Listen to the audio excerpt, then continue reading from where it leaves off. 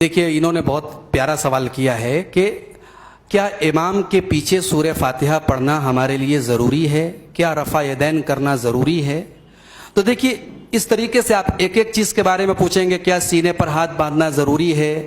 کیا سجدے میں آرام سے سجدہ کرنا ضروری ہے؟ کیا دونوں سجدے کے بیچ میں دعا پڑھنا ضروری ہے؟ تو ان سارے سوالوں کے جواب میں یہی کہوں گا کہ اللہ کے رسول صلی اللہ علیہ وسلم نے فرمایا صلو کما رأیتمونی اصلی، نماز ویسے پڑھو جیسے مجھے پڑھتے ہوئے دیکھتے ہو.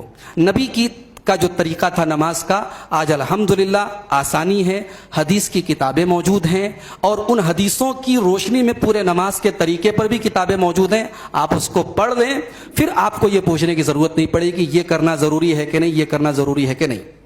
ہاں، سورہ فاتحہ کے بارے میں ایک بات واضح کر دوں کہ سورہ فاتحہ یہ نماز کا رکن ہے، رفع یدین نماز کا رکن نہیں ہے. علماء نے حدیثوں کی روشنی میں نماز کے الگ الگ ایکٹیویٹیز کو، نماز کے الگ الگ کاموں کو بانٹا ہے. کچھ نماز کے اندر ضروری ہے، کچھ چیزیں سنت ہیں، کچھ چیزیں واجب ہیں، الگ الگ اس کی کیٹیگری علماء نے بانٹی ہے.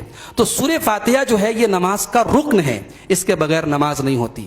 یہاں تک کہ اگر آپ مسجد میں گئے اور آپ امام صاحب ابھی رکوع میں نہیں گئے تھے اور آپ گئے اور آپ نے اللہ اکبر کہا اور اتنی دیر میں امام صاحب رکوع میں چلے گئے، آپ سورہ فاتحہ نہیں پڑھ سکے، تو وہ رکعت آپ کی کاؤنٹ نہیں ہوگی، وہ رکعت آپ کی نہیں مانی جائے گی، وہ رکعت آپ کو ریپیٹ کرنا پڑے گا. نماز کی ہر رکعت میں سورہ فاتحہ ضروری ہے، اس پر بے شمار حدیثیں اللہ کے رسول کی موجود ہیں. رفع یدین کا جہاں تک مسئلہ ہے، رفع یدین بھی اللہ کے رسول صلی اللہ علیہ وسلم کی ایسی سنت ہے جو 50 سے زیادہ صحابہ سے روایت کی گئی ہے، متواتر حدیثیں موجود ہیں. لہٰذا سنت کہہ کر کے ہم یہ چھوڑ دیں بھائی نبی کی سنت ہے ضروری نہیں ہے، میرے بھائی ایسا نہیں چلتا، ایسا نہیں چلتا. ہم نماز اسی طریقے پر پڑھیں جو نبی سے ثابت ہے، جو نبی نے ہم کو سکھایا ہے. اللہ ہم کو اسی طریقے پر پڑھنے کی توفیق عطا فرمائے. السلام علیکم. وعلیکم السلام ورحمۃ اللہ. مولوی صاحب، قبرستان میں اجتماعی دعا کر سکتے ہیں؟ قبرستان میں اجتماعی دعا کب؟ سوال آپ واضح کیجئے، کب دعا کر سکتے ہیں؟ میت کو دفنانے کے بعد؟ جی دیکھیے حدیث میں یہ آتا ہے، ترمذی وغیرہ کے اندر صحیح حدیث ہے کہ جب تم میت کو دفن کر لو تو اس کے لیے دعا کرو، اس کے لیے ثابت قدمی کی دعا کرو کہ اللہ تعالیٰ قبر میں اس کو ثابت قدم رکھے. تو اگر سارے لوگ اکٹھے دعا کر رہے ہیں تو کر سکتے ہیں، لیکن ایک آدمی دعا کر رہے سارے لوگ آمین بولیں، یہ شکل جائز نہیں، یہ شکل صحیح نہیں ہے، یہ شکل ثابت نہیں ہے. سمجھ رہے ہیں؟